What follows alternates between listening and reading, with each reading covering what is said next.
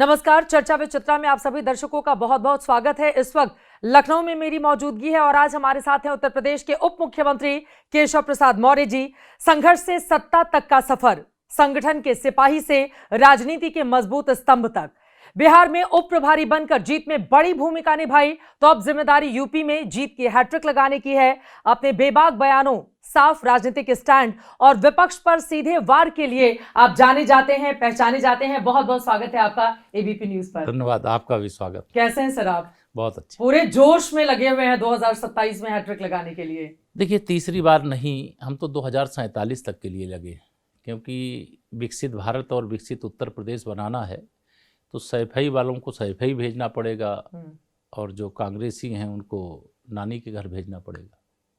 सैफई वाले तो बुला रहे हैं, अखिलेश जी आपको ट्वीट करके कह रहे हैं कि सुबह का भूला घर पर वापस आ जाए, तो उसको भूला नहीं कहते। देखिए, श्री अखिलेश यादव जी का जो मानसिक संतुलन है बिहार चुनाव का परिणाम आने के बाद थोड़ा बिगड़ा है, थोड़े उखड़े हैं। उनको यह समझ में नहीं आता हमें क्या बोलना है और क्या नहीं बोलना है। बिहार चुनाव में वो जाकर के अहंकारपूर्ण बयान दे रहे थे कि अवध में हराए हैं, मगध में हराएंगे जी।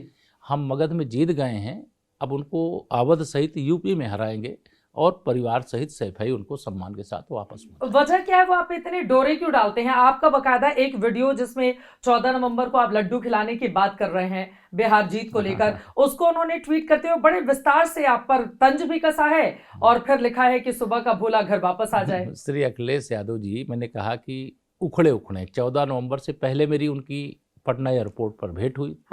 मुझसे कहा केशव जी लड्डू कब खिलाएंगे? हमने कहा 14 नवंबर को ऑटो की गिनती होगी, फिर नीतीश जी को मुख्यमंत्री बनाएंगे, आपको लड्डू खिलाएंगे, रसगुल्ला भी खिलाएंगे। लेकिन 14 नवंबर के बाद मुझे खोजने से नहीं मिले। वो ट्विटर पे मिल जाते हैं, सोशल मीडिया पे मिल जाते हैं, लेकिन वो प्रत्यक्ष रूप से नहीं मिले। मैं लड्डू उनको खिलाना चाहता हूँ क्योंकि भारतीय जनता पार्टी की विजय यात्रा जारी है और समाजवादी पार्टी का सुपड़ा साफ हो रहा है। कहीं भी मिल जाएंगे तो आप लड्डू खिला देंगे उनको? अब वहाँ लिए रहूँगा तब खिलाऊंगा, नहीं तो उनको भिजवाऊंगा। तो लड्डू भिजवाने की भी पूरी तैयारी आपने कर ली है? हमने तो बहुत तैयारी की थी, लेकिन उस दिन 14 नवंबर को ये लखनऊ में कहीं दिखे नहीं, मिले नहीं, भूमिगत हो गए। क्योंकि 14 नवंबर को जब रिजल्ट आ रहा था, या तो अपने रिश्तेदार तेजस्वी यादव जी को मुख्यमंत्री बना रहे थे, इनकी एक भी सीट पार्टी नहीं लड़ रही थी, लेकिन भाजपा का विजय रथ रोकने के लिए, एनडीए को हराने के लिए, जैसे ये स्वयं उत्तर प्रदेश का चुनाव लड़ रहे हो इस प्रकार से बिहार में मेहनत कर रहे थे। लेकिन परिणाम क्या हुआ? वहाँ फिर से एनडीए की प्रचंड बहुमत की सरकार, माननीय मोदी जी और नीतीश जी की लहर इतनी तेज थी जिसके सामने ये इंडी गठबंधन टिक नहीं पाया। एसआईआर, वोट चोरी, वोट खरीद लिया, ये तमाम आरोप आप लोगों के ऊपर लगा रहे हैं और कह रहे हैं कि यूपी में नहीं होने देंगे जो इन लोगों ने बिहार में किया है। खिसियानी बिल्ली खंभा नोचे, बहुत पुरानी कहावत है। तो उत्तर प्रदेश के अंदर ये जो वोट लूट करके, बूथ कब्जा करके चुनाव जीता करते थे, वह युग अब खत्म हो गया है। अब न तो तुष्टीकरण की राजनीति के आधार पर यह समाज को बांट करके और वोट ले पाएंगे, न बूथ कब्जा कर पाएंगे, न बूथ को लूट पाएंगे। लोकतंत्र का महायज्ञ चल रहा है, मतदाता सूची का शुद्धिकरण चल रहा है, चुनाव आयोग एक अच्छा अभियान चला रहा है, हम वेलकम करते हैं। हमारा कार्यकर्ता बूथ स्तर तक लगा है, मेहनत कर रहा है। चुनाव है तब भी मेहनत करता है, जब चुनाव नहीं होता तब भी मेहनत करता है। ये सब चाहते हैं कांग्रेस, सपा और टीएमसी और आरजेडी वाले कि मेहनत भाजपा का कार्यकर्ता करे और चुनाव ये जीत जाएं। ये कैसे जीत सकते हैं? इनका राजनीतिक भविष्य अंधकार में है, सूर्यास्त होने वाला। लेकिन अभी तो पीडीए को लेकर बड़े आक्रामक तरीके से निशाना साधते हैं आप लोगों के ऊपर और ये कह भी रहे हैं कि देखिए पीडीए वालों का हकमारी कर रही है मौजूदा सरकार। ये इनका पीडीए फर्जी है। ये परिवार डेवलपमेंट एसोसिएशन के अलावा कुछ नहीं है। अपने परिवार की भलाई के लिए ही ये पीडीए शब्द का उपयोग किए हैं। जब मैं इनसे पूछता हूँ, श्री अखिलेश जी ये तो बता दो कि 2012 से 2017 तक आप सीएम थे, उस समय ये पीडीए का फार्मूला तुम्हारा कहाँ चला गया था? तो इनके पास कोई जवाब नहीं होता। पीडीए के ही माननीय प्रधानमंत्री जी हैं, अगर इनकी पीडीए की बात सही मानी जाए, उनको हराने के लिए पिछड़ों की विरोधी पार्टी कांग्रेस से इन्होंने हाथ मिलाया 2024 में। और श्री नीतीश कुमार जी भी क्या पीडीए के नहीं है क्या? उनको हराने के लिए इन्होंने एड़ी चोटी का जोर लगाया। कैसे पीडीए वाले हैं? ये पीडीए के दुश्मन हैं, ये पिछड़ों के, दलितों के, अगड़ों के, सबके दुश्मन हैं। अरे लेकिन आपकी कुर्सी तो हिला दी ना। 2024 में देखिए नंबर 1 पार्टी बन गई समाजवादी पार्टी। समाजवादी पार्टी को यह गुब्बारा जो भरा फूला हुआ था ना 2024 के लोकसभा चुनाव में, जो झूठा प्रचार किया कि संविधान खत्म कर देंगे, आरक्षण खत्म कर देंगे, इस दुष्प्रचार के कारण उनको जनता को गुमराह करके थोड़ी सफलता जरूर मिल गई, लेकिन जनता को समझने में देर नहीं लगती। लोकसभा चुनाव के बाद हरियाणा विधानसभा चुनाव हुआ, महाराष्ट्र विधानसभा चुनाव हुआ, दिल्ली विधानसभा चुनाव हुआ, अभी बिहार विधानसभा चुनाव हुआ। हम जीत का चौका लगा चुके हैं और पश्चिम बंगाल जीतने जा रहे हैं। बंगाल जीतने ही जा रहे हैं। वहां पर तो दीदी है ना, वो विपक्षी चेहरों में सबसे मजबूत मानी जाती हैं। आपकी कौन कितने पानी में है इस बार पता चल जाएगा। पश्चिम बंगाल में कमल खिलने जा रहा है। पश्चिम बंगाल की जनता ने मन बना लिया है, भाजपा की सरकार बनेगी, पश्चिम बंगाल का विकास होगा, पश्चिम बंगाल से तुष्टीकरण खत्म होगा, गुंडागर्दी खत्म होगी, कट कमीशन का जो एक वहाँ प्रथा चल गई है वह सब खत्म होगा और पश्चिम बंगाल के अंदर जो अभूतपूर्व क्षमता है उस क्षमता का सही मायने में सदुपयोग होगा और पश्चिम बंगाल के लोगों के जीवन में खुशहाली आएगी। डबल इंजन की सरकार पश्चिम बंगाल की जरूरत है। हुमायूं नाम के एक नेता जो पहले टीएमसी में थे, उसके पहले बीजेपी में थे, बाबरी मस्जिद वहां पर बनवा रहे हैं, बड़ा पैसा भी आया है। देखिए, बाबर के नाम की जो इमारत अयोध्या में रामलला के जन्मस्थान पर खड़ी थी वह तो टिक नहीं पाई। उसको तो 6 दिसंबर 92 को राम भक्त कारसेवकों ने ढहा दिया और बाबर के नाम पर यह जो ममता दीदी नाटक कर रही हैं टीएमसी के माध्यम से, उस नाटक का पटाक्षेप होने वाला। वहाँ बाबरी मस्जिद नहीं बनेगी, वहाँ भाजपा की सरकार बनेगी। भाजपा की सरकार बनेगी। मस्जिद के हम विरोधी नहीं है, कोई मस्जिद बनाना चाहता एक नहीं अनेक मस्जिद बनाए, लेकिन बाबर के नाम पर बनाएगा, औरंगजेब के नाम पर बनाएगा, गोरी के नाम पर बनाएगा, तो अब भारत की धरती पर इस प्रकार की मस्जिद का निर्माण तो अपने नेता को तो निकाल दिया ना ममता बनर्जी ने, फिर ममता बनर्जी को क्यों घेर लेते हैं आप लोग? नाटक है ये, चित भी मेरी पट भी मेरी, मतलब निकालने का नाटक भी दिखाना और हिंदू और मुसलमान को अलग अलग करने की एक जो कोशिश होती है कि वो टीएमसी को वोट दे दे, भाजपा का भय दिखा दें, यह उनका नाटक है। लेकिन टीएमसी का इस बार कोई भी नाटक नहीं चलेगा। इससे पिछले विधानसभा चुनाव में मैं भी था पश्चिम बंगाल में जी। उस समय नाटक कर दिया कि मेरा पैर एक्सीडेंट हो गया, प्लास्टर बांध करके जिस दिन रिजल्ट आया उनका पूरा पैर ठीक हो गया, तुरंत मीडिया के सामने आ गई, तुरंत मतलब व्हील चेयर पर तो उन्होंने बकायदा मार्च भी किया था अपने समर्थकों के साथ। व्हील चेयर पे पश्चिम बंगाल की जनता को कितना दीदी ने गुमराह किया है ये पश्चिम बंगाल की जनता भूली नहीं है। इंतजार कर रही थी कब पश्चिम बंगाल विधानसभा का चुनाव आवे, कब वो टीएमसी को वहां पर हराएं, कब कमल खिलाएं, कब माननीय मोदी जी की अपेक्षा के अनुसार पश्चिम बंगाल का जो विकास है उसको करने के लिए डबल इंजन सरकार। अभी एसआईआर आप लोग जो कर रहे हैं, ममता बनर्जी उसको लेकर सवाल खड़े कर रही हैं। आप लोग ये कहते हैं कि वहां पर मुसलमान बहुत ज्यादा हो गए हैं, इस वजह से पश्चिम बंगाल में अब डेमोग्राफी चेंज होने जा रही है। लेकिन उत्तर प्रदेश में ममता दीदी कह रही हैं वहां को लेकर कि देखिए मुसलमान वाले इलाकों में कहीं पर भी ज्यादा नाम नहीं काटे गए हैं। और यूपी की बात करते हैं, हाल ही में मुख्यमंत्री जी का बयान आया, उन्होंने कहा तकरीबन 4 करोड़ वोट कट गए हैं एसआईआर में। अपने कार्यकर्ताओं को संबोधित करते हुए वो बोल रहे हैं। पहले तो एसआईआर हम नहीं करा रहे हैं, इसको आप सुधार कर लीजिए। ये एसआईआर की प्रक्रिया या चुनाव आयोग कराता है और चुनाव आयोग करा रहा है, ठीक है। और एसआईआर को हम लोकतंत्र का महायज्ञ मानते हैं। भारतीय जनता पार्टी का एक एक कार्यकर्ता बूथ स्तर पर लगा हुआ है। माननीय मुख्यमंत्री जी ने जो भी कहा कार्यकर्ताओं को उत्साहवर्धन करने के लिए कहा कि जिससे अपने बूथ पर वह फर्जी वोट जो हैं उनको कटवावें और जो असली वोट हैं उनको जुड़वावें। तो कार्यकर्ता मेहनत कर रहा है, उसका परिणाम भी आ रहा है। भारतीय जनता पार्टी का संगठन बूथ से लेकर के प्रदेश तक जितना मजबूत है, सारे दल मिला लें तो हमारे आधे भी उनके संगठन के पास ताकत नहीं है। उनके पास गुंडे हैं, अपराधी हैं, माफिया हैं और कुछ तुष्टीकरण की राजनीति के कारण से कुछ उनके पास कट्टरपंथी मुसलमान भी होंगे। लेकिन हमारे साथ तो भारतीय जनता पार्टी के कार्यकर्ताओं की फौज है, इतनी बड़ी फौज है। लेकिन सवाल ये पूछे जा रहे हैं 4 करोड़ लोगों के नाम अगर कट जाएंगे तो भारतीय जनता पार्टी को उसका खामियाजा उठाना पड़ेगा, क्योंकि मुख्यमंत्री जी ने ये डर दिखाया है अपने कार्यकर्ताओं को। अखिलेश जी बड़े मजे ले रहे हैं इस पर आप लोगों को। नहीं, श्री अखिलेश यादव जी का रोज ट्वीट आप देखिए तो वो एक दिन कुछ करते हैं, एक दिन कहते हैं कि मुख्यमंत्री जी ने कहा 4 करोड़ वोट हमारे कट गए, तब उनको लग रहा था सपा जीतने जा रही है। फिर दूसरे दिन दूसरा आरोप लगाते हैं, तीसरे दिन तीसरा आरोप लगाते हैं। श्री अखिलेश यादव जी हताशा के गर्त में डूब चुके हैं और भारतीय जनता पार्टी बूथ को जीतेगी तब विधानसभा जीतेगी, विधानसभा जीतेगी तब हम 2027 में 2017 से बड़ी विजय प्राप्त करेंगे। अभी कोडीन भैया करके वो निशाना साध रहे हैं आप लोगों के ऊपर। कब सिर्फ वाले मामले में हाल ही में योगी आदित्यनाथ जी मुख्यमंत्री जी ने एक प्रेस कॉन्फ्रेंस की, उसमें आप और आपके जो सहयोगी डिप्टी सीएम है सुब्रत जी, दोनों लोग खड़े हुए थे अगल बगल, तो फिर उसको लेकर उनकी ओर से निशाना साधा गया है।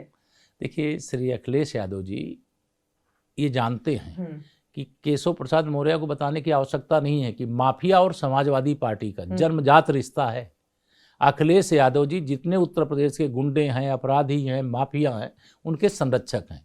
हमारी सरकार में जहां भी भाजपा की सरकार होती है, अपराध करने वाला अपराधी कोई भी हो, जांच में अगर वो दोषी पाया गया तो वह बख्शा नहीं जाएगा, ये उसको पता है। और जितने मुकदमे कोडीन कफ सिरप के मामले में हुए, जितनी गिरफ्तारियां हुई, इस मामले में उत्तर प्रदेश सबसे अग्रणी है और एक एक अपराधी को खोज निकालेंगे।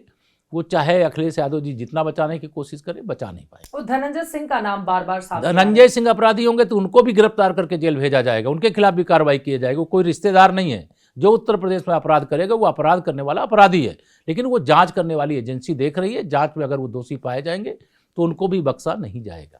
अखिलेश जी कह रहे हैं कोडीन भैया को बचाने के चक्कर में दोनों डिप्टी सीएम अगल बगल खड़े हो गए मुख्यमंत्री जी के साथ। मजबूरी में आप लोगों को दिखाना पड़ता है कि हम साथ साथ हैं। हम साथ साथ हैं, वह साथ साथ नहीं है, वह अलग अलग हैं। चाचा भतीजे अलग हैं, परिवार में एकता नहीं है, दल में एकता नहीं है। उनके दल में भगदड़ मची है। आधे से ज़्यादा विधायक भाजपा में आना चाहते हैं। लगातार हम लोगों से संपर्क कर रहे हैं कि हमको भाजपा में ले लीजिए। वो अपनी पार्टी संपर्क में है आप लोगों के, लगातार कोशिश कर रहे हैं कि हम भाजपा में आ जाएं। उनको मालूम है कि समाजवादी पार्टी अब सत्ता में आने वाली नहीं है और भाजपा सत्ता से जाने वाली नहीं है। तो आप लोग क्यों नहीं ले रहे हैं? बीजेपी तो अभी हमें नेताओं पर नजर टिका कर रखती है कि कौन आ जाए जल्दी से शामिल करा ले। अभी हमारे पास इतनी ताकत है, हमारे पास इतने कार्यकर्ता हैं, हमारी पार्टी 2027 का चुनाव इतनी मजबूती से जीतने की ओर आगे बढ़ रही है, जिससे हताशा के गर्त में डूबा हुआ है समाजवादी पार्टी का कुनबा।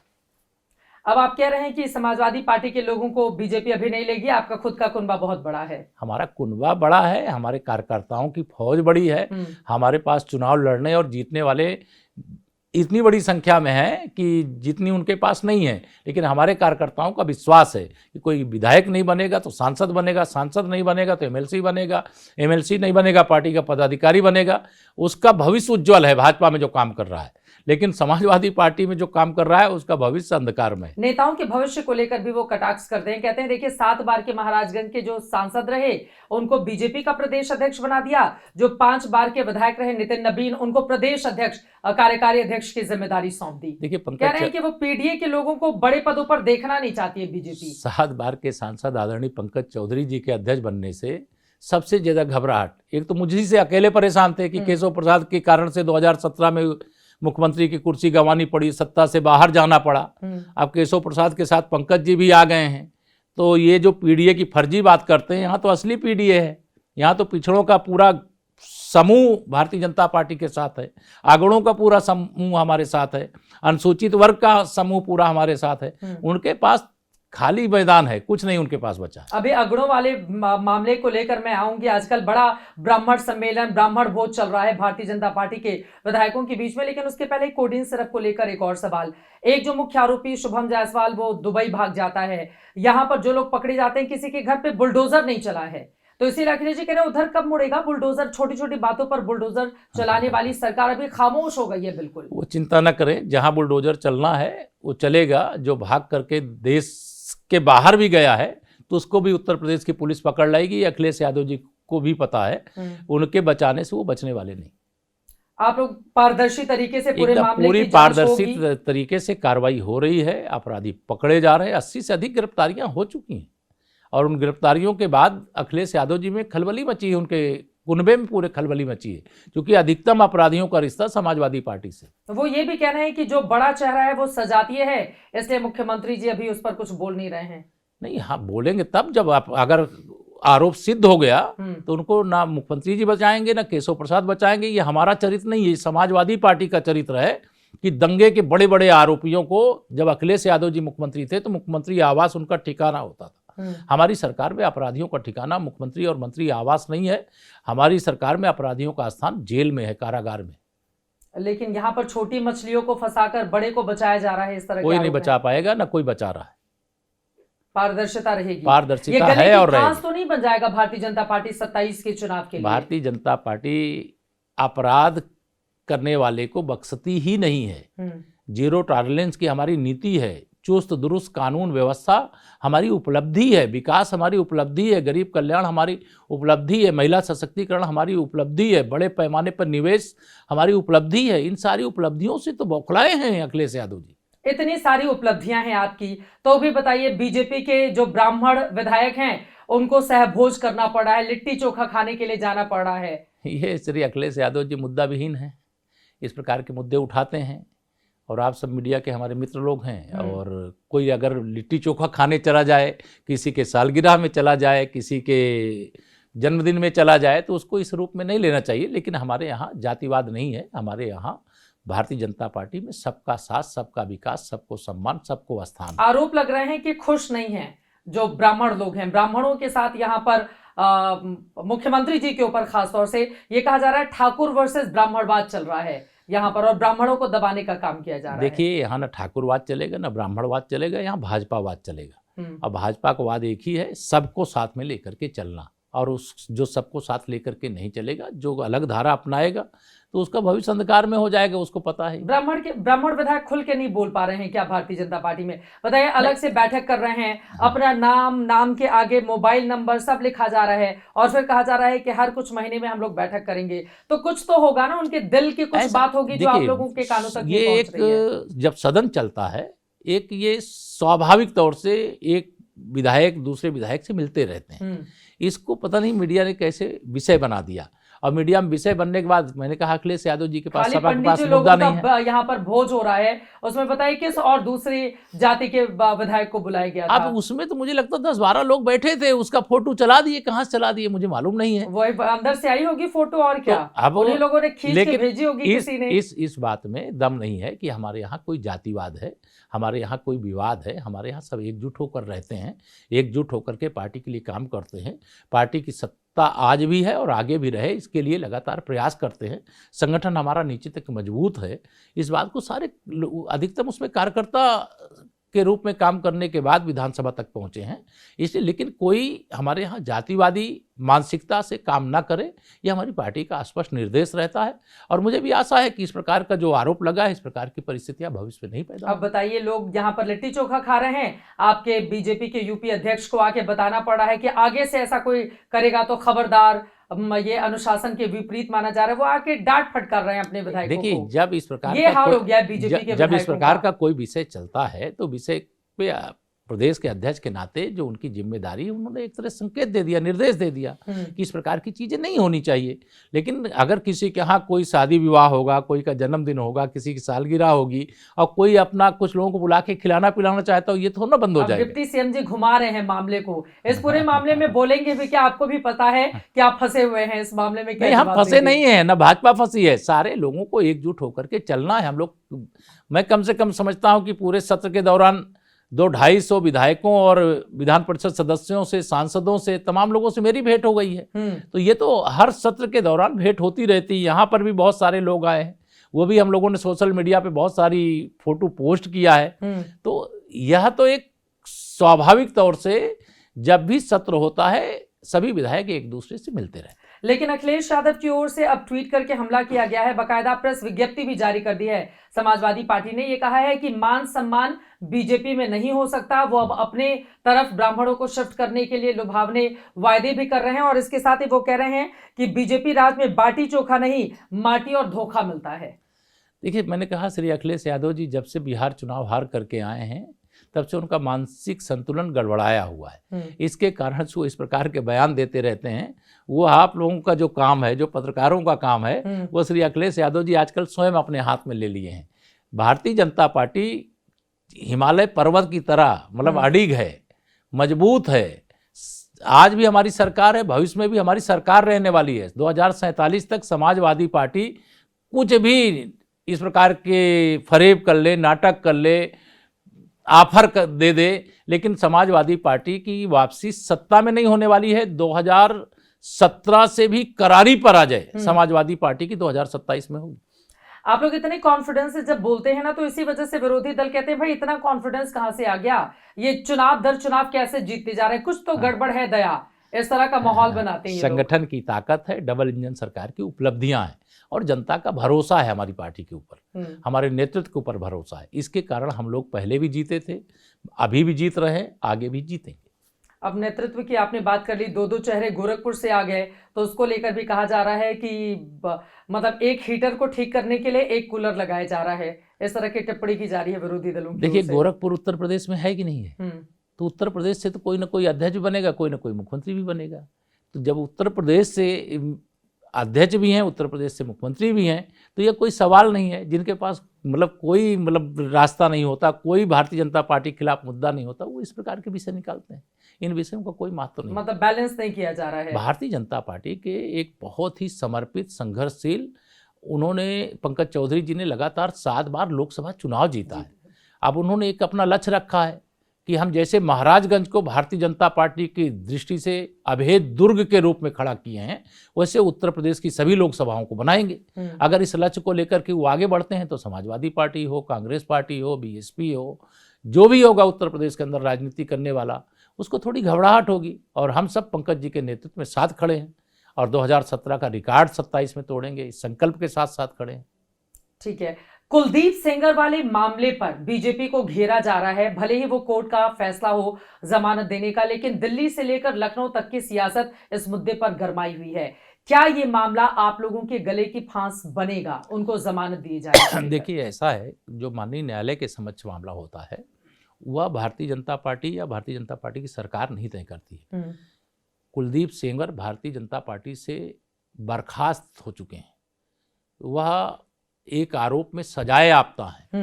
अगर कोई न्याय व्यवस्था के अंतर्गत किसी न्यायालय से उनको कोई राहत मिली है तो भी सरकार की ओर से पीड़ित पक्ष की मदद करने में कोई कमी नहीं रखी जाएगी। अभी देखिए, आप ऐसी बातें कर रहे हैं, दूसरी तरफ बृजभूषण शरण सिंह हैं, आपके ही पूर्व सांसद, उनके बेटे अभी मौजूदा मोदी सरकार में सांसद हैं, उनकी ओर से कहा गया है कि कुलदीप सेंगर के खिलाफ साजिश हुई है, उनको फंसाया गया है। देखिए, कौन क्या बयान दे रहा है मैं उस पर नहीं कहना। मैं सरकार के नाते ये कह सकता हूं कि पीड़ित पक्ष के साथ भारतीय जनता पार्टी की सरकार खड़ी थी, खड़ी है और खड़ी रहेगी। कोई न्यायपालिका के माध्यम से अपनी लड़ाई लड़ करके कोई जमानत पा जाए या जो पीड़ित पक्ष है लड़ाई लड़के सजा दिलवा ले, या न्यायपालिका के मामले में सरकार हस्तक्षेप नहीं करती। जी, जो हमारे अधिकार क्षेत्र का विषय नहीं है उस पर हम नहीं बोलते, लेकिन जो हमारे अधिकार क्षेत्र का विषय, हम ठोस पैरवी करके उनको सजा दिलवाने में मदद किए और आगे भी जो अपराध करेगा उसके खिलाफ पीड़ित पक्ष की जो भी मदद करना होगा वो करेगा। एक और चर्चा पूरे देश में हो रही है प्रतीकों की राजनीति पर। अब भारतीय जनता पार्टी उतर आई है। लखनऊ में इतना बड़ा प्रोग्राम हुआ जिसमें आपकी जो त्रिमूर्ति, जनसंघ के और भारतीय जनता पार्टी के अटल बिहारी वाजपेयी, तीनों लोगों की मूर्ति लगाई गई, उसको लेकर अब सवाल दागे जा रहे हैं कि केवल ब्राह्मण नेता ही मिले थे बड़ी बड़ी मूर्ति लगाने के लिए लखनऊ में। देखिए, अभी इसको मानसिक रोगी नहीं कहा जाएगा। जो इस प्रकार की बातें कहते हैं उनको मानसिक रोगी ही कहा जाएगा। जिसने तन समर्पित, मन समर्पित और यह जीवन समर्पित, जी चाहता है देश की धरती तुझे मैं कुछ और भी दूं, जो डॉक्टर श्यामा प्रसाद मुखर्जी जी, एक देश दो निशान, दो प्रधान, दो विधान नहीं चलेगा, यह नारा लगाते हुए जम्मू कश्मीर गए 370 हटाने के लिए और उनका बलिदान हुआ। उनको लेकर के अगर समाजवादी पार्टी या किसी दल के किसी नेता की इतनी घटिया सोच है तो उसको अच्छे से अपना इलाज कराना चाहिए। पंडित दीनदयाल उपाध्याय जी, वो ब्राह्मण हैं इसलिए उनको ऐसा कहा जाएगा। उनका सारा वो प्रचारक जीवन है, त्याग और तपस्या उनके पूरे जीवन का हिस्सा रहा है। और पंडित दीनदयाल उपाध्याय जी को लेकर के अगर कोई इतनी घटिया टिप्पणी करेगा, देश उनको माफ नहीं करेगा।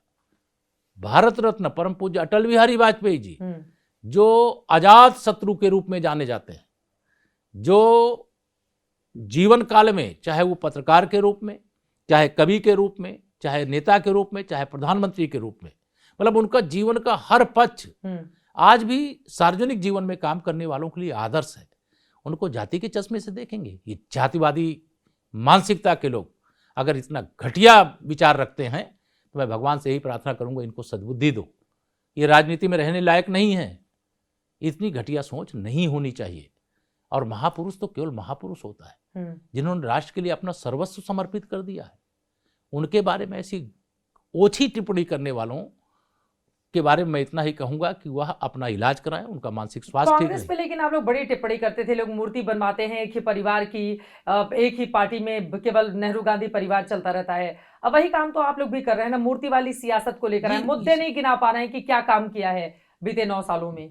बीते 9 सालों में देश की अर्थव्यवस्था को 11वें नंबर से 5वें नंबर की बनाया है। देश के 80 करोड़ को प्रधानमंत्री गरीब कल्याण अन्न योजना का राशन मिल रहा है, कोई भूखे पेट नहीं सो रहा है। 4 करोड़ लोगों को प्रधानमंत्री आवास, गरीबी का दर्द वो जानता है जो झुग्गी झोपड़ी में रहा है, कच्चे घर में रहा है, उनको आवास देने का काम किया। 50 करोड़ से अधिक लोगों को अनाज तो मिल ही रहा है, इलाज की भी सुविधा 5 लाख रुपए तक की देने का काम माननीय मोदी जी ने किया है। गरीब के घर में उज्ज्वला योजना का गैस कनेक्शन भी है, सौभाग्य योजना से बिजली का कनेक्शन भी पहुंचा हुआ है। यह 65 करोड़ से अधिक लोगों का जो जनधन का खाता खुला है। भ्रष्टाचार 1 रुपया में से 85 पैसा खा जाने वाले वो भाजपा से सवाल करेंगे। आज भ्रष्टाचार मुक्त भारत हो रहा है, भ्रष्टाचार मुक्त उत्तर प्रदेश हो रहा है। गरीब कल्याण की योजना का लाभ गरीब को सीधे उसके खाते में पहुंचाने का काम किया जा रहा है।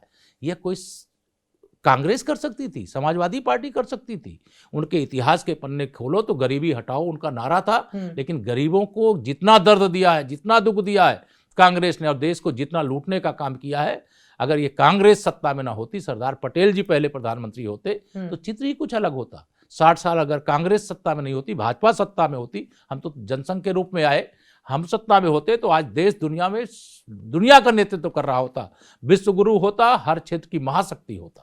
आप बार बार कांग्रेस का जिक्र कर रहे हैं, तो हाल ही में कांग्रेस के सांसद हैं इमरान मसूद सहारनपुर से, उनका बयान आया है कि प्रियंका गांधी के नेतृत्व में अगर आगे बढ़े, उनको प्रधानमंत्री के तौर पर प्रोजेक्ट किया जाए तो हम बहुत मजबूत हो जाएंगे। वो भी करके देख लें। ये तो तीनों, ये तो पार्टी ही, कांग्रेस पार्टी किसकी पार्टी है? माँ बेटा बेटी तीनों लोगों की पार्टी है, तीनों नेतृत्व करते हैं। जब डॉक्टर मनमोहन सिंह जी देश के प्रधानमंत्री थे, तीनों के निर्देश को मानना डॉक्टर मनमोहन सिंह जी की प्रधानमंत्री के रूप में मजबूरी थी। हम तो बहुत सारे फोटो पीछे के देखते हैं कि प्रधानमंत्री से कोई राष्ट्राध्यक्ष आता है बाद में मिलता है, श्रीमती सोनिया गांधी से पहले मिल रहा है। और यही श्री राहुल गांधी अध्यादेश फाड़ करके फेंक देने का काम किया। ये श्रीमती प्रियंका वाड्रा जी कहाँ प्रचार नहीं करते? उत्तर प्रदेश में पूरी भागदौड़ संभाल करके आई थी 2017 में, 22 में। कहाँ तो पीएम प्रोजेक्ट नहीं किया गया था ना, इसलिए उनको उम्मीद कर लेना, ऐसा हो जाएगा तो फिर बदल जाएगी कांग्रेस की। कर ले, वो जिनको प्रोजेक्ट करना चाहे कर ले, लेकिन 2047 तक देश ने तय कर लिया है कि विकसित भारत बनने तक भारतीय जनता पार्टी का और प्रधानमंत्री मोदी जी का साथ नहीं छोड़ेंगे। इसीलिए 2047 तक के लिए आप लोगों ने सबसे जी राम जी करवाते फिरेंगे। अब बताइए, महात्मा गांधी का नाम आप लोग हटवा दे रहे हैं, इसको लेकर बहुत राजनीति गरमाई हुई है कि महात्मा गांधी से नफरत करती है बीजेपी। भारतीय जनता पार्टी राष्ट्रपिता महात्मा गांधी जी का बहुत आदर करती है, सम्मान करती है, और जी राम जी के माध्यम से जो एक बहुत ऐतिहासिक फैसला भारत की संसद ने, माननीय प्रधानमंत्री मोदी जी के नेतृत्व वाली सरकार ने किया है, वह फैसले से आम जनता खुश है। उसको मालूम है कि अब 100 दिन नहीं, 125 दिन जो श्रमिक है, भाई बहन है, उनको काम मिलेगा। अब जो लीकेज है, भ्रष्टाचार जो है, वो खत्म हो जाएगा। गांव भी जैसे स्मार्ट सिटी बन रही है, वैसे स्मार्ट विलेज भी बनेंगे। यह सबका एक भरोसा जो जागृत हुआ है, वो हमारी उपलब्धि है। आज भी ग्राम चौपाल थी, मैं ग्राम चौपाल में गया था, वहाँ हजारों की संख्या में लोग आए हुए थे। मैंने एक एक प्रश्न का उत्तर लोगों से लिया, बताइए ये कानून जो बना है नया, इससे आप खुश हो कि नाराज हो? सब खुशी जाहिर कर रहे थे, हाथ उठा उठा करके समर्थन दे रहे थे। ठीक है, चलते चलते एक आखिरी सवाल आपसे मैं जानना चाहूंगी। अखिलेश यादव की ओर से ये निशाना साधते हुए इसको बड़ा मुद्दा भी बनाया जा रहा है, और 2024 में भी आप आएंगे तो आरक्षण खत्म कर देंगे, 400 अगर सीटें आ गई तो, उसको लेकर भी एक नैरेटिव हमने देखा था। उनकी ओर से कहा गया कि 7,994 लेखपाल पदों में आरक्षण नियमों का उल्लंघन किया गया है। ओबीसी को 27% के स्थान पर कम 18% आरक्षण दे दिया गया। इसको ये बड़ा मुद्दा बना। देखिए, श्री अखिलेश यादव जी, मैंने कहा, फ्रस्ट्रेशन का शिकार है। उन्होंने मीठा मीठा गप और तीखा तीखा थू कर देते हैं। जिस दिन पता चला, अधिकारियों को तुरंत तलब किया, तुरंत विज्ञापन निरस्त करवाया। नया विज्ञापन प्रकाशित होने जा रहा है, ये अखबारों में प्रकाशित भी हो चुका है, मीडिया में चल भी चुका है, इसके स्पष्ट निर्देश भी जा चुके हैं। यह श्री अखिलेश यादव जी और उनकी पूरी पार्टी को पता है, लेकिन मुद्दा भी ही नहीं सपा। इस प्रकार के घटिया मुद्दे उठाने का काम करती है। हम लेखपाल भर्ती हो या कोई भी भर्ती हो, हमारी सरकार का दृढ़ संकल्प है कि जो ओबीसी है उसको 27% आरक्षण, जो एससी है उसको 21% आरक्षण, जो एसटी है उसको 2% आरक्षण, जो सामान्य वर्ग का गरीब है उसको 10% आरक्षण या देंगे। और इन वर्गों में से भी अगर कोई 40% जो बचा हुआ आरक्षण है उसको पाने की पात्रता रखता है, अगर वो उनसे भी ज्यादा नंबर लेकर के आता है तो उस 40% आरक्षित नहीं है, वो सबके लिए खुला हुआ है। जो प्रतिभाशाली होगा उस 40% को भी प्राप्त करने का काम करेगा। बड़ी संख्या में ओबीसी के, एससी के, एसटी के बच्चे भी उस लक्ष्य को प्राप्त कर लेते हैं। तो श्री अखिलेश यादव जी ये मुगालते में ना रहें। 2024 का लोकसभा चुनाव नहीं है, जब संविधान खत्म कर देंगे, आरक्षण खत्म कर देंगे, दुष्प्रचार करके जो गुब्बारे में आपके हवा भर गई है ना, उस गुब्बारे की हवा हरियाणा, महाराष्ट्र, दिल्ली, बिहार दिए थे ना बोल बोल के निकाल दिया। ये हमारे नेता कोई ऐसी चीज नहीं बोले थे। कौन संविधान, बाबा साहब के हम पुजारी हैं, संविधान के हम पुजारी हैं, आरक्षण के हम समर्थक हैं, हमारे सर्वोच्च नेतृत्व बोलता है हमारी सरकार में किसी के अधिकारों का हरण हो ही नहीं सकता। ठीक है, अब मैं आ जाती हूँ, दो आखिरी छोटे छोटे आंसर मैं आपसे जानना चाहूंगी। आपने कहा किसी के अधिकारों का हरण हो नहीं सकता। आपकी लोकप्रियता हमने देखी उत्तर प्रदेश में 2017 में, जब भारतीय जनता पार्टी ने इतना प्रचंड जनादेश 225 सीटों के साथ 325 माफ कीजिएगा, उस समय आप यहाँ पर अध्यक्ष थे। लेकिन उसके बाद 2022 में क्या हुआ, बार बार ये सवाल कहा जाता है, और अब तो आपने अच्छे से पूरा एनालिसिस भी कर दिया होगा कि आप दूसरी पार्टी से नहीं हारे, आपको अपनी ही पार्टी के कुछ लोगों ने हरा दिया। देखिए, चुनाव हार और जीत ये दो पक्ष होते हैं। चुनाव इस देश में कभी बहुत आयरन रेडी कही जाती थी श्रीमती इंदिरा गांधी भी हारी, हमारे परम पूज्य अटल बिहारी वाजपेयी जो देश के सबसे लोकप्रिय नेता थे वो भी हारे, मैं भी चुनाव हारा हूं। तो चुनाव में हार जीत, मैं कोई एक विधानसभा चुनाव नहीं लड़ रहा था, मैं 403 विधानसभा चुनाव क्षेत्रों के चुनाव लड़ रहा था, और मैं संपूर्ण प्रदेश के अंदर लगातार प्रचार में लगा रहता था। मैं अपने क्षेत्र में नहीं जाता था। मैंने कहा कि अपने क्षेत्र में मैं चुनाव के बाद आऊंगा। लोगों को लगा होगा कि नहीं, जब चुनाव के समय नहीं आए तो बाद में हो सकता ना हो गया था आपके साथ। अभी भी राजनीतिक गलियारों में बड़ी चर्चा होती है इसकी। देखिए, जो चर्चा होती है, जो चर्चा करते हैं, उनके पास मैंने कहा मुद्दा नहीं, मुद्दा नहीं होने के कारण इस प्रकार की चर्चा करते हैं। लेकिन हमारे पार्टी नेतृत्व ने ये समझा कि केशव जी की उपयोगिता है, और चुनाव का परिणाम भले विपरीत रहा, लेकिन जब सरकार बनी तो मुझे जो स्थान दूसरे नंबर पे डिप्टी सीएम के रूप में 2017 में शपथ हुई, 2022 में भी दूसरे नंबर पर शपथ, और अभी तो आपको प्रभारी बनाकर बिहार भेजा गया और प्रचंड जनादेश बिहार में आपके पक्ष में आया। बिहार में भी पार्टी ने हमें जब भी जो जिम्मेदारी दी है, मैं एक कार्यकर्ता के नाते पार्टी की जिम्मेदारी को पूरा करने का काम करता हूँ।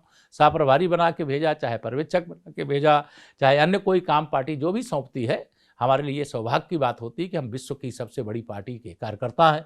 और माननीय नरेंद्र मोदी जी जैसे विश्व के सबसे लोकप्रिय नेता, जिन्हें 29 देशों ने सर्वोच्च सम्मान दिया है, उस पार्टी के कार्यकर्ता होकर के उनके मार्गदर्शन में काम करने का सौभाग्य प्राप्त होता है। मुख्यमंत्री जी का नाम आप कम लेते हैं, और बार बार अखिलेश जी इसको मुद्दा भी बनाते हैं। वो कहते हैं कि देखो, मतलब दोनों लोगों में पड़ती नहीं है, तो अभी सब कुछ ठीक ठाक है। मैं उनके हवाले से ये सवाल, क्यों बार बार वो तंज कसते हुए कई बार मजे लेते हैं, कई बार कटाक्ष करते हैं आपके और सीएम के रिश्ते को लेकर? हमारे श्री अखिलेश यादव जी के पास हमने कहा कोई मुद्दा नहीं है।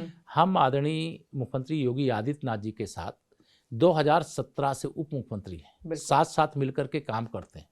वो साथ साथ देखना नहीं चाहते, वो सोचते हैं किसी तरह से भाजपा में फूट पड़ जाए, उनको फायदा मिल जाए। तो ये उनकी मनोकामना कभी पूरी होने वाली नहीं है। हम और योगी जी एक साथ थे, एक साथ हैं, एक साथ रहेंगे, और 2027 में समाजवादी पार्टी का सुपड़ा साफ करके फिर से कमल का फूल खिलाएंगे। अब केशव प्रसाद मौर्य जी के दावे का कितना दम दिखेगा ये देखना महत्वपूर्ण रहेगा, लेकिन हैट्रिक लगाकर एक नया रिकॉर्ड भारतीय जनता पार्टी और आप जैसे नेता यूपी में जरूर बनाना चाहते हैं। अब 2027 में तकरीबन 1 सालों का वक्त रह गया है। ऐसे में नेताजी के दावे का दम देखने के लिए हम भी यहां पर मौजूद रहेंगे। फिलहाल के लिए लखनऊ से अभी के लिए दीजिए इजाजत। बहुत धन्यवाद आपका एबीपी न्यूज से जुड़ने के लिए। धन्यवाद चित्रा जी। देश और दुनिया की तमाम खबरों के लिए आप देखते रहिए एबीपी न्यूज।